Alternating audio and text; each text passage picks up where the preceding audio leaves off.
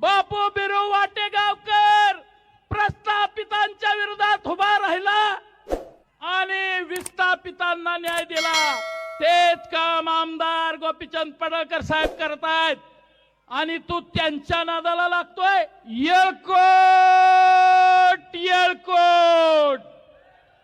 आज हिंदू बहुजन दसरा मेळाव्यासाठी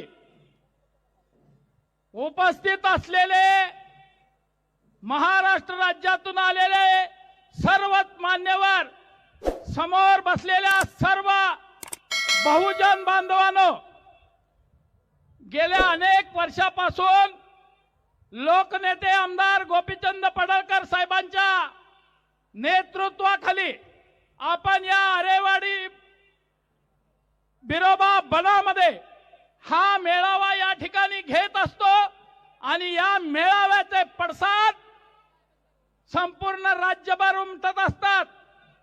भावांनो, गोपीचंद पडळकर साहेबांचं नेतृत्व या महाराष्ट्रामध्ये तयार झालं आणि महाराष्ट्रातल्या मेंढ्या मागे फिरणारा आमचा बहुजन बांधवाला एक मानाचा सन्मान मिळू लागला। आपण त्यांना आयडॉल मानतो, पडळकर साहेबांनी त्यांना आयडॉल मानलेलं आहे आणि त्यांचा पोरगा साहेबावर घसरला। अरे शिवाजीराव, बापू बिरू वाटेगावकर प्रस्थापितांच्या विरोधात उभा राहिला आणि विस्थापितांना न्याय दिला।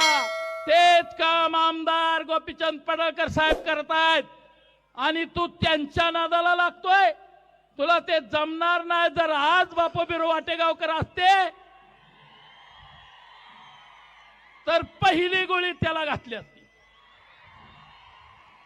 भावानो, आम्ही साहेबांना अनेक वेळा म्हणायचो, अखेरच्या लढ्याच्या वेळेस उत्तमराव जानकर यांना महाराष्ट्रभर साहेबांनी फिरवलं, नेता केलं।